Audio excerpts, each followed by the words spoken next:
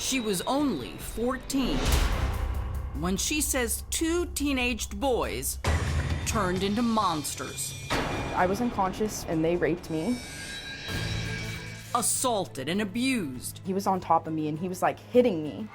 And she says the torment continued after the terror ended. I was having nightmares every night. Am I gonna live this forever? Now Ella Fairon is bravely shedding light on a dark secret: high school's rape culture. I grew up in a small town called Newport Beach, a little conservative town, I guess. And life was amazing. I had everything going for me. My family life was awesome. I had so many friends. But then I moved. Ella was 14 when her family left Southern California and moved to a small town in Texas. I went to my first day of school and saw that there was nearly 1,000 kids per class. I didn't really know who I was anymore. And I started to kind of reconstruct myself to fit in. So I tried to basically change into this harder person that I saw that people were. Blue eyeshadow, black fingernails, and a new friend who she says took her to the dark side. She introduced me to hard drugs. We started developing just really unhealthy behaviors, like hitting each other, just drinking excessively, doing a lot of pills, and just cutting each other. Ella says one night she and her friend had a party with their boyfriends, two guys she thought she could trust. We were just sitting, hanging out. I was sitting on his lap, she was sitting on his lap, and they kept insisting that we took shots and stuff, and I couldn't handle my liquor very well. And then all of a sudden, her boyfriend picked her up and carried her into the other room. Ella says now she and her boyfriend were alone and she got nervous. He was starting to kind of grab me and touch me. Ella says she decided to leave, and then I feel them walking behind me. And the other guy grabs my arm and spins me around and hits me in the face. Knocked me to the ground, fully. And I tried to lift my chest and myself off the ground, and he hit me again, flat on the ground. And at this point, I felt my limbs start to go numb, and I felt blood start to trickle down my throat. I just lost all consciousness. And I was unconscious for however many hours, and they raped me.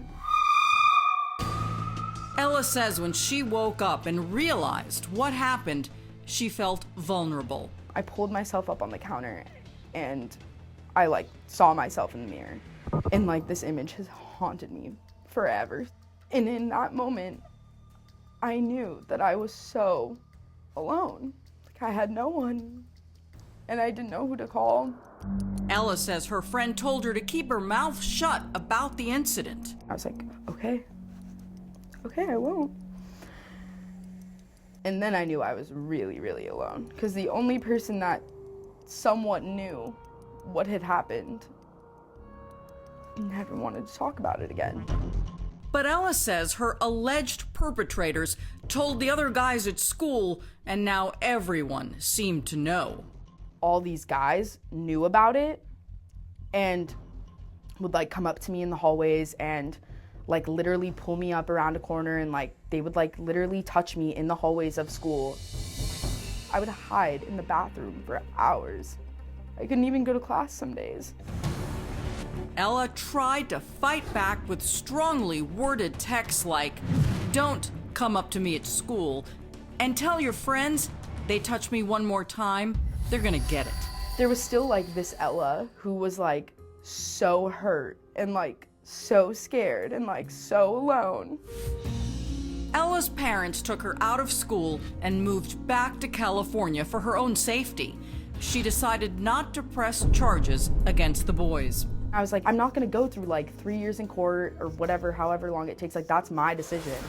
Many young victims face the same fears. Our Elizabeth Smart recently interviewed Daisy Coleman. Like Ella, she claims she was sexually assaulted by another student after a night of drinking. And then what is your next memory after that? After that, the next thing I remember is waking up, being drugged into my house.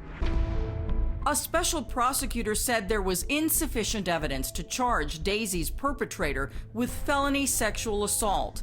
He ultimately pleaded guilty to misdemeanor child endangerment for dumping Daisy in her yard in sub-freezing temperatures. What would be your message to other survivors? I would have to tell them that they're not alone and that whatever they're going through is not their fault and they shouldn't blame themselves. And that's Jada Smith's sentiment exactly. She says she was sexually assaulted at a party when she was only 16. When I got home, I went to the restroom and I realized that my underwear was on backwards, so I started freaking out. A couple of days later, Jada says one of the guys at the party posted graphic pictures of her on Twitter. They called it the Jada pose. The photo showed me laying down in a certain stance with my bottoms off and throw up in my mouth, and I was passed out. I realized that I was assaulted when I saw the picture. And to add insult to injury, many heartless people mocked Jada on social media, consciously posing like when she was unconscious after her assault. When I saw the hashtag Jada pose, I was just angry. Jada went to the Houston cops. They dropped the charges against the minor who took the picture, but the other guy, the 19-year-old, was convicted of sexual assault and sentenced to prison for 3 years. But in all three women's darkest moments, they found light in their own inner strength and decided to dedicate their lives to help others who, like them, had nowhere to turn. I don't think that people understand that the things they say online still have the power to make or break someone. They founded SafeBae along with Daisy's brother Charlie. SafeBae stands for Before Anyone Else.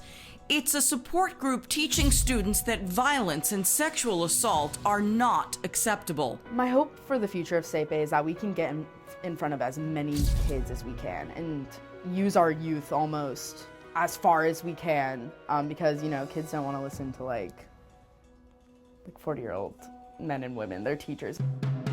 Now these three courageous survivors are working tirelessly to change the culture of rape in schools and hopefully save lives. What I mean by ending rape culture is to stop blaming the survivor about what they were wearing, what they were drinking, why were they there, and just to believe and support them. For more information on how you can start a SafeBae squad for your school, go to crimewatchdaily.com, and right now on our Facebook page, Elizabeth Smart talks with the organization co-founder Daisy Coleman about her assault and how that almost made her take her own life. That's on Facebook and our YouTube channel. I'm Chris Hansen. If you like this story, make sure you tune in every day to Crime Watch Daily. You can find where the show airs in your city at crimewatchdaily.com. Watch it live or record it on your DVR and watch it at night. And to all those criminals out there, remember, we are watching.